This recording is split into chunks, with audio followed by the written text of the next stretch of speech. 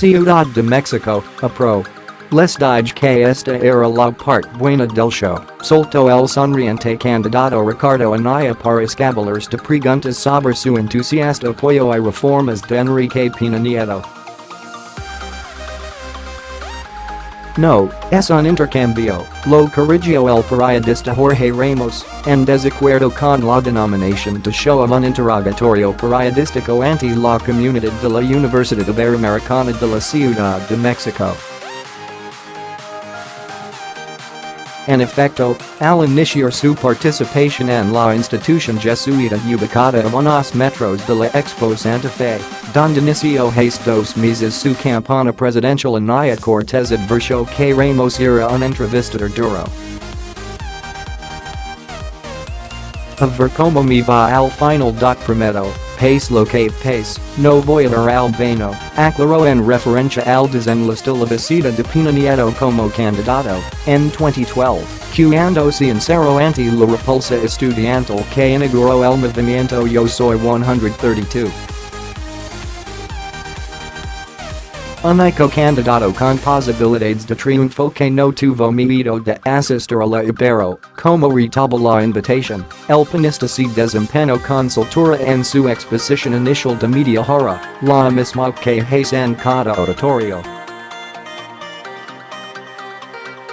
Luego respondió las 12 preguntas que le formularon estudiantes de licenciatura y 2 de preparatoria, las más notables, al término de las cuales enfrentó el incisivo interrogatorio de Ramos.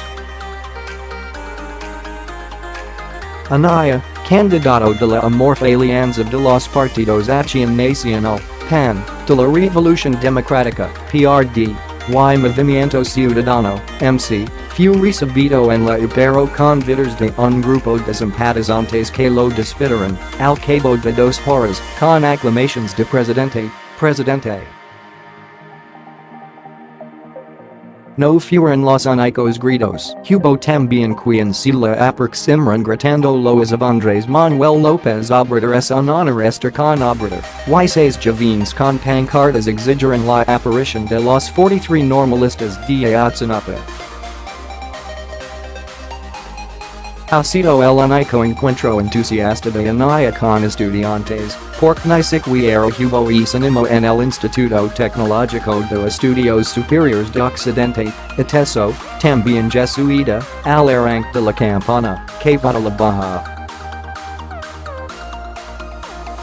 De eso se ocupó Ramos, cuando faltan 3 semanas para el fin de la campaña presidencial y le preguntó que todas las encuestas lo colocan lejos de López Obrador, el puntero. Todo parece indicar que vota perder.Que ha falado, porque tan mal.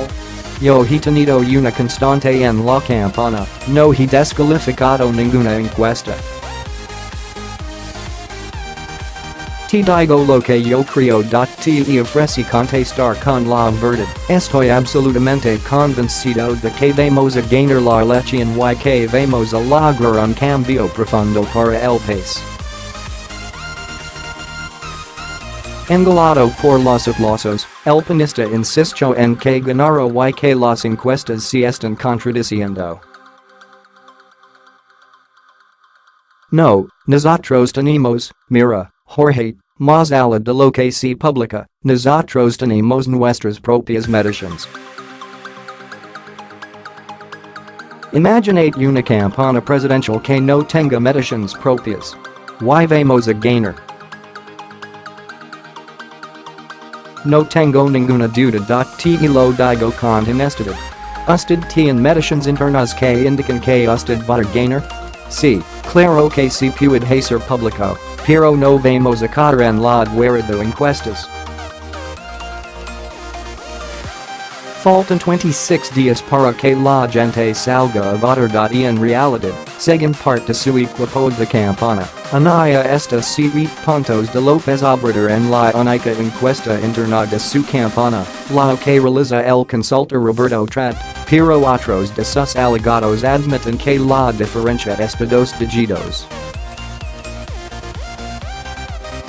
Y en ninguna encuesta ganadora inclusive, Hoy difundió la encuesta de GISA, que el 10 de mayo colocó Anaya 5 puntos de López Obrador y ahora la ventaja de este subió a 14 al pasar de 29 a 37, mientras que el panista de 24 pasó a 23.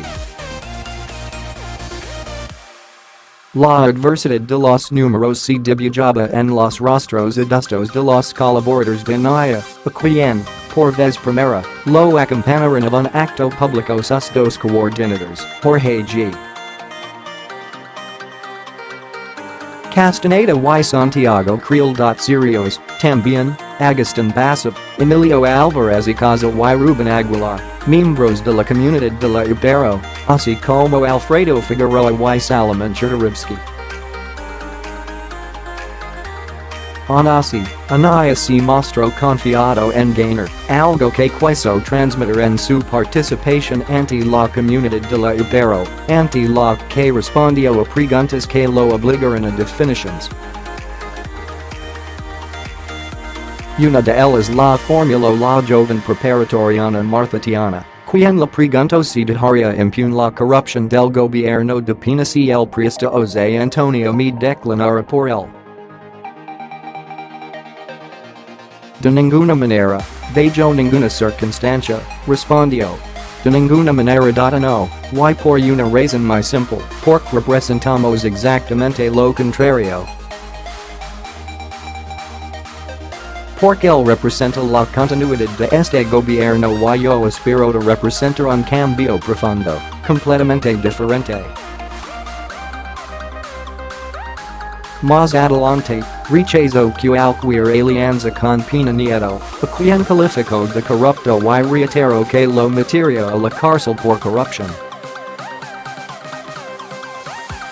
Ante una pregunta específica, Anaya se refirió a la corrupción que involucra a los diputados de su coalición, Jorge Romero, PAN, Mauricio Toledo y Leonel Luna, PRD, señalados por desviar millonarios recursos para la reconstrucción por el terremoto del 19 de septiembre del año pasado. Hay muchas sospechas de que recursos que debieron haber ligado a los damnificados han ido a parar al bolsillo de corruptos, toda la corrupción es imperdonable, pero más un recurso que tenía que haber ligado a un damnificado. Más adelante, ante las preguntas de Ramos, Anaya insistió en que no es candidato de la continuidad, pese a que fue subsecretario en el gobierno de Felipe Calderón y como diputado federal del PAN avaló las reformas del Pacto por México. Pactar con el presidente Enrique Peña Nieto, eso no es continuidad. De ninguna manera. Yo no pacto nada con él. Por supuesto que sí. Hay fotografías de usted aplaudiendo la Peña Nieto. A verdad porque no me dejas contestar las dos cosas. Les dije que esta era la parte buena del show. A verdad yo voto a favor de lo que es bueno para el país y voto en contra de lo que creo que es malo para el país. El candidato panista reiteró que está en contra del aborto, aunque se opone también a criminalizar a la mujer. Se pronunció a favor del uso de la marihuana terapéutica, pero en contra de la recreativa. Y dijo que iría a la boda de su hijo si fuera homosexual. Jorge Ramos le preguntó sobre el segundo debate y lo que López Obrador dijo de él, como el apodo de Riqui Riquín Canallín, me da, de veras, un poco de pena ajena el que alguien que aspira a ser presidente de México se conduzca de esa manera, porque un debate presidencial no es un concurso para bufón del pueblo ni una competencia para ver quién pone los mejores apodos, respondió.